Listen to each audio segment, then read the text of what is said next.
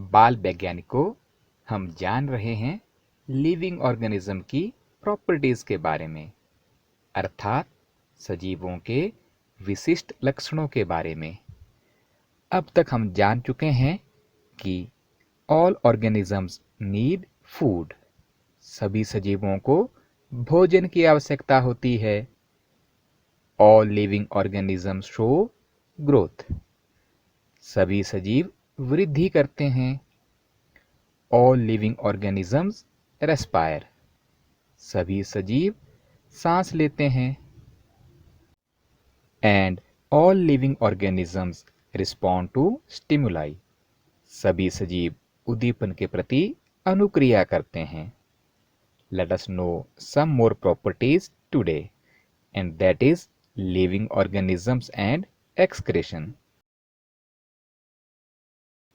आइए सजीवों के और गुणों के बारे में जानते हैं, और वह है सजीवों में उत्सर्जन। The food eaten by organisms is not completely used. सजीवों द्वारा खाया हुआ सारा भोजन उपयोग नहीं हो जाता। Only a part of it is utilized by body. खाने का मात्र एक ही भाग शरीर द्वारा उपयोग में लाया जाता है। The rest has to be removed from the body as wastes. और बचा हुआ भोजन अपशिष्ट के रूप में शरीर से बाहर निकाल दिया जाता है। Our body also produces some wastes in our life processes. कुछ जैव प्रक्रमों से भी हमारे शरीर में अपशिष्ट पदार्थ बनते हैं। फॉर एग्जाम्पल, जैसे कि कफ, बलगम, मवाद इत्यादि। The process of getting rid of wastes by organisms is known as excretion. सजीवों द्वारा इन अपशिष्ट पदार्थों के शरीर से निष्कासन का प्रक्रम उत्सर्जन कहलाता है। बच्चों, सभी जीव जंतु उत्सर्जन करते हैं, यहाँ तक कि पेड़ पौधे भी।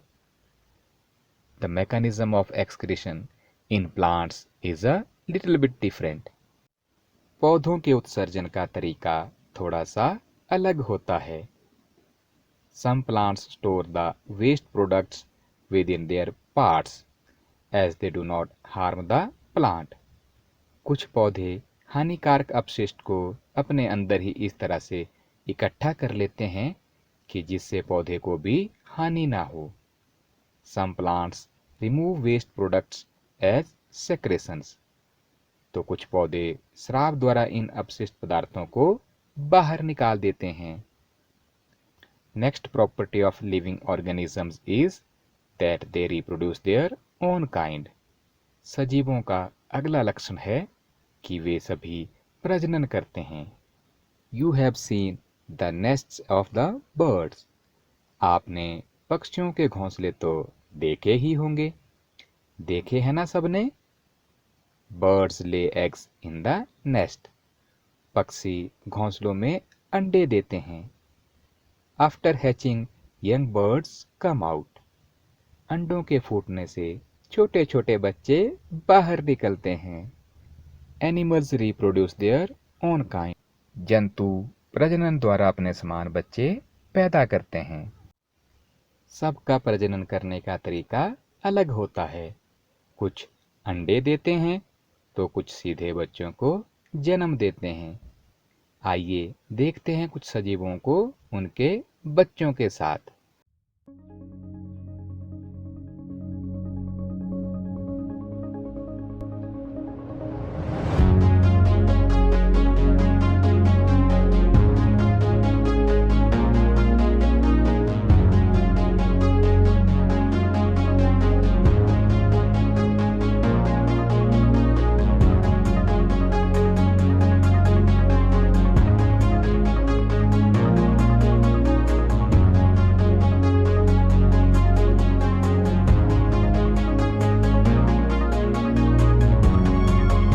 Plants also reproduce.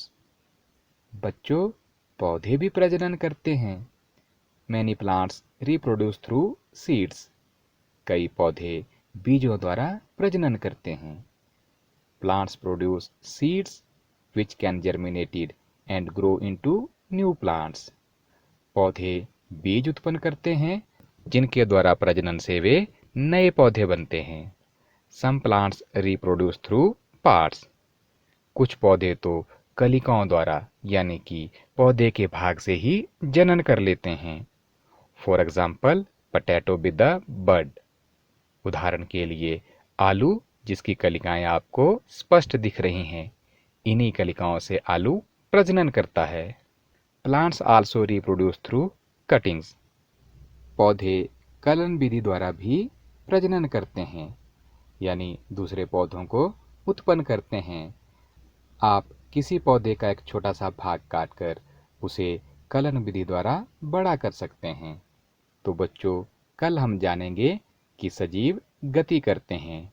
All organisms move.